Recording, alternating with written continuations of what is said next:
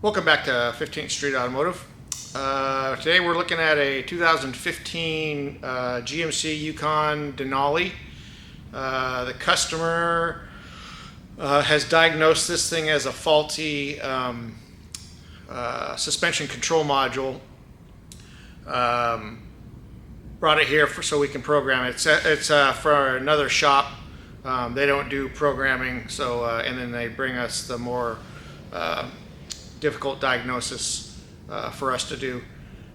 They typically will do the repairs themselves, but they bring them here for diagnosis. So this one here, they diagnosed as a faulty suspension control module.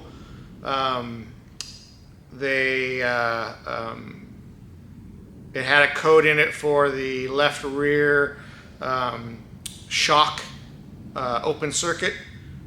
Traced it to the control module, and so they replaced the control module. Drove it here for us to program it. I started to program it, and I couldn't communicate with the suspension control module. Instead of being a programming, it turned into a diagnosis. So we're going to diagnose why this suspension control module won't communicate, and go from there. Once we get it to communicate, then we need to program it too. So we'll have a couple services in there. So follow along. Let's go.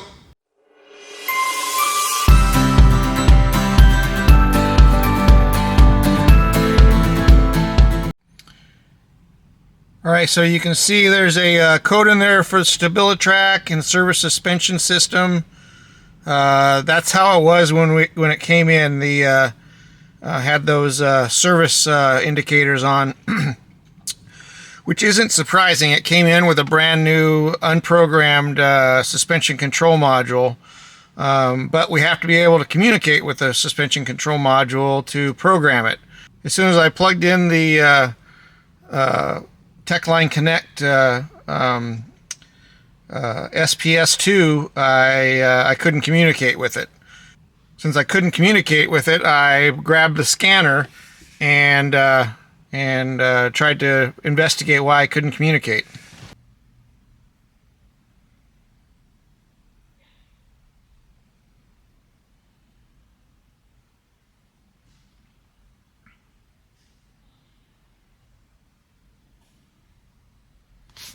So we definitely have a problem here. We got a bunch of lost communication codes. There's a code for suspension control module. That's what we're looking for. And if we go to suspension control, let's see here, no response. Look over here at topology. Suspension control module has no communication. There's some other ones that don't have communication, but I don't know if those are necessarily even on this vehicle. But I know we have a suspension control module on here because they just put one on it, and it should be able to communicate. So if we hit that, go there, we get no communication. So I think the first thing we need to do is go find that thing and make sure we got powers and grounds to it. I'll pull the schematic up and see if there's anything obvious that we can check without pulling that module out. Maybe we'll check some fuses, and we'll go from. All right, I pulled up the schematic for the suspension control module. Kind of a weird schematic. It's got like half of it here and half of it down here. I guess it just makes it easier to see what's happening in the middle, I guess. But simple system though. We got basically one power and one ground. Power is on fuse off of fuse 24 in the under block, or underhood fuse block, which is right here. So we'll check that fuse, and then we'll go back and check the power and the ground at that connector. So let's check the fuse first.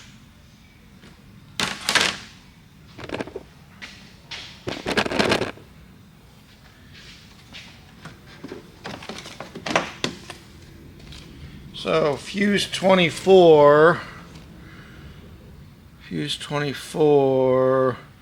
is right there. So let me grab the test light.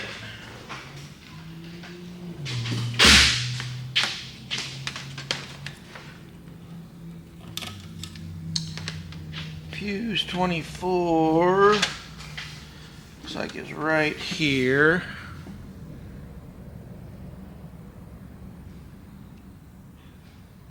Yep. Okay, we got power there. All right, let's go back to the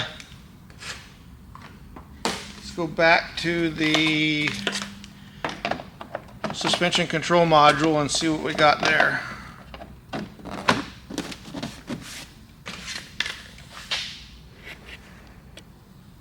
All right, so we're back underneath here. If the spare tire's missing, I would imagine they took it out to put the suspension control module in. It sits right here. It's kind of up over this cross member here. It's kind of stupid the way they did it. Not easy access. I mean, all the nuts and anything that secures it are from the top, so really stupid design. No easy access. But you can see you should be able to see on the video, it's nice, shiny, clean. It's got some fingerprints on it. That's about it. But this is the module. We're gonna have to get it out of there to check powers and grounds. The connector for it is way up here. Oh wait, the connector is loose. The connector's not even attached.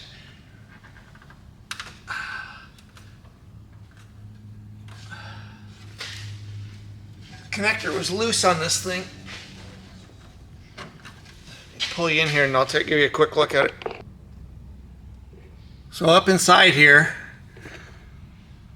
the connector's right here, and it wasn't even tight.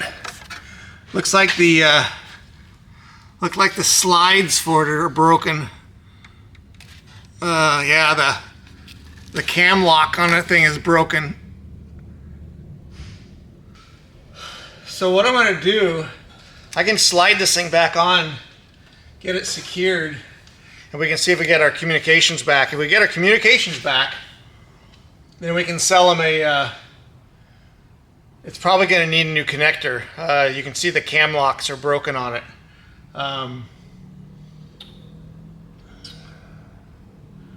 The way that weather packing rubber is, you push it in and that rubber is going to want to kind of push it back out. So without those cam locks on there, cam locks holding it in, it's going to push out. So I think I can wrap some zip ties around the whole case there and kind of pull all that in together. It's not a good fix, but it's going to at least tell us that's our problem, and then we can program it, and then the shop can decide what they want to do. They'll probably want to fix that themselves. Let me get some zip ties on that thing, secure it down, and then we'll go check our communication. Communication comes back, then we'll program it and send it. Okay, so what I did was, you can see, that's the connector up there. I've got the zip tie wrapped around that, kind of wrapped around the case. And then you can see it back here, wraps up back around the other side. So just kind of goes around the whole thing. That holds that connector in tight. Let's go see if we got communication back. All right, got the key on, power's up.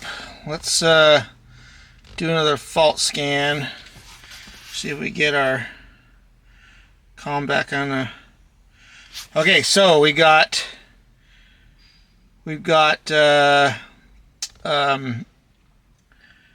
suspension control modules back online now. So if we pull that up,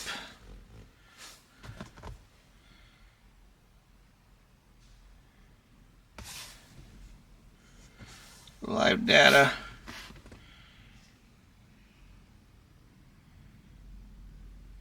All right, we got our suspension back. So it was just that connector that was banged up. Those are pretty common failure points. I mean, those things it's in a bad area back there. It gets lots of dirt and grime and dust and sand and crap in there.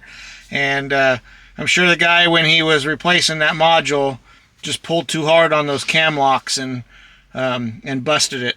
So there was no way that thing was going to work after he broke that off. So all the data is here. It doesn't it's not programmed, so it's probably not accurate information. So let's go in this thing and let's hook up to with TechLine Connect and SPS2 and see if we can't program that new control module.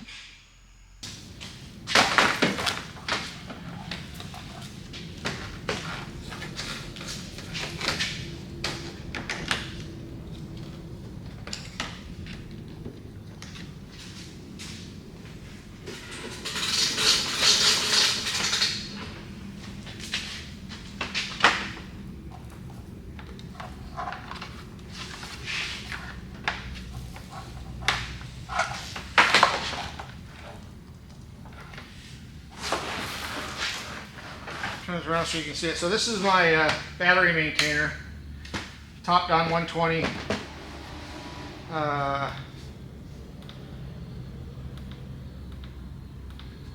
So we use this to maintain the battery voltage whenever we program it. We want steady 13.5 volts on that battery.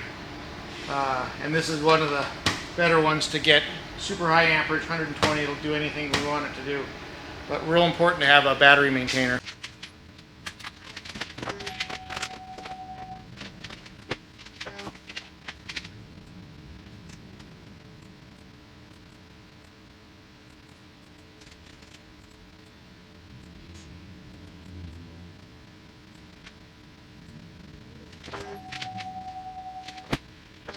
Okay, this is our AC Delco TDS system. It's how we use for programming, and we're using the Cardac 3 Plus J2534 tool.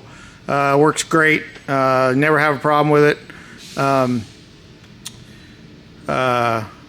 Accepted by almost all the manufacturers, so that's a really good generic J2534 tool. So we had already tried to program this module, so we're going to go back in to that module. We already have an account for that vehicle. So I'm going to launch TechLine Connect, and then we'll get it programmed.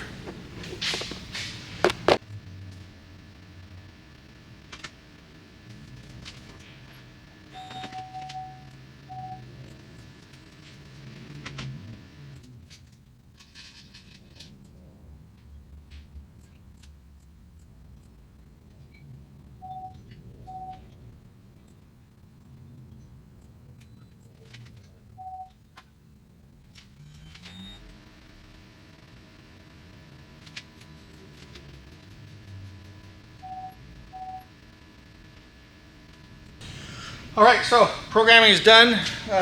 Super quick. It's not a big program, so it doesn't take long to do. This, normally we could go in there, use this as a scan tool by using GDS2. I don't subscribe to GDS2. I don't purchase that. I just use my aftermarket tools for it. If we had, we could go in there and check data, check for codes, anything we wanted to do.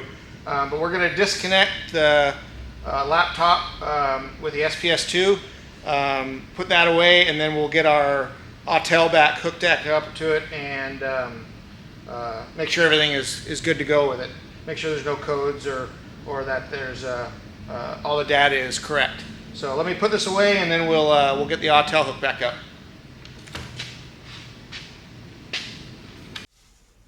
Alright, so we're going to go back into our scan and make sure we got nothing weird going on.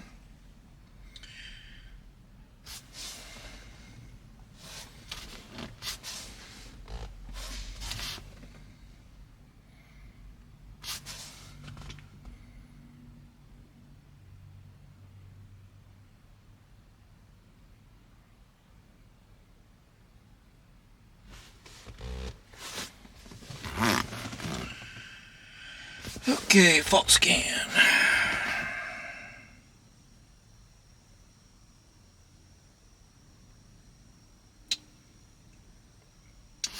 Looks like we do have a code in there. List. Oh, left rear shock absorber actuator circuit open. Huh. That's the code that they replaced the module for.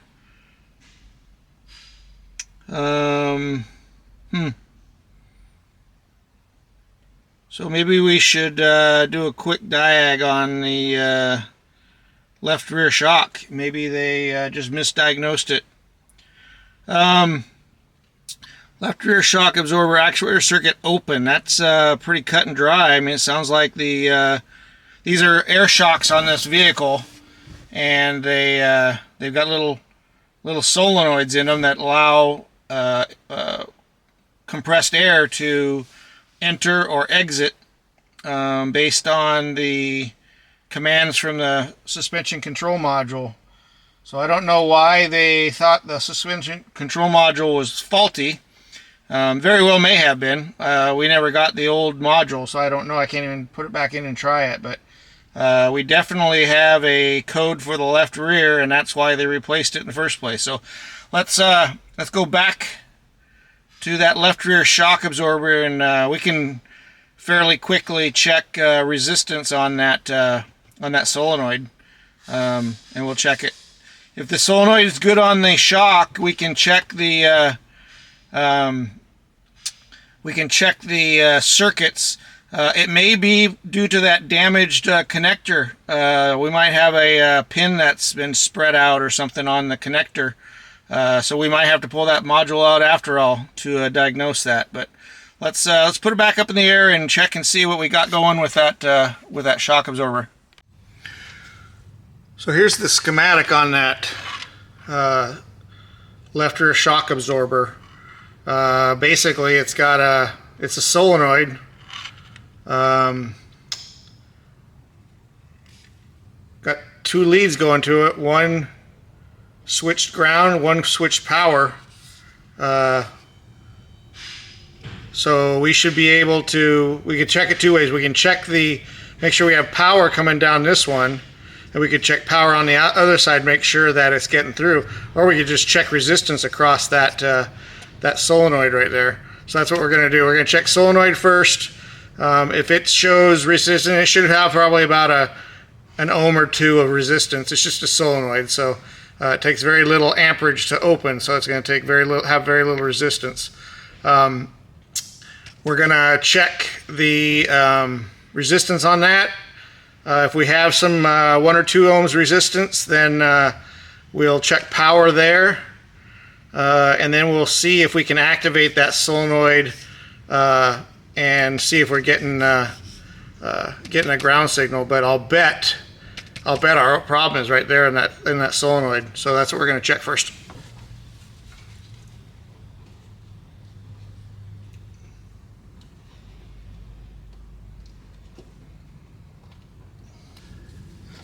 The connector's impossible for me to put the camera on, so you're just gonna have to take my word for it. But I'm using my terminals from my AES Wave Uconnect kit, and I'm just going right onto the pins.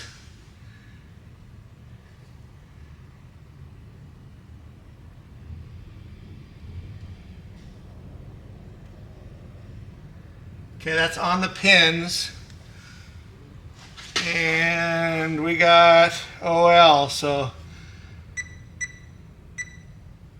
yeah, we got OL, it's open. That should have 1 or 2 ohms resistance. We can check the right rear just to make sure. Let me plug this thing back in.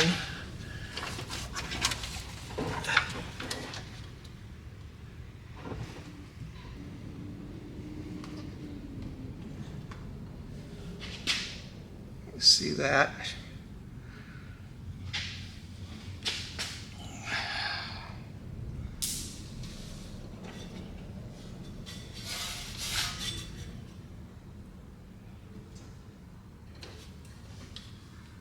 Okay.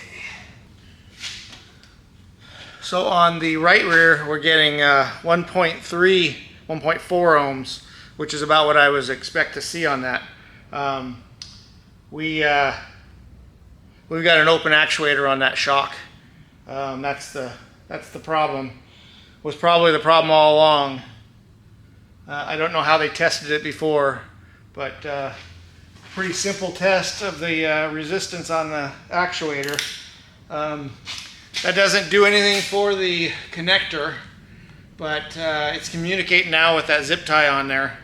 We'll leave that there. They can decide what they want to do on that, whether they want to replace that connector on the suspension control module or not. But this thing's going to require a new shock on the left rear. We'll probably recommend doing both of them, but that's up to them. This is another shop. It's not our customer. The owner of the vehicle is not our customer, so we'll have to decide what they want to do. They may just take it and do it all themselves. But we found the problem. We fixed the problem. We did the programming, so our job is done. Thanks for watching.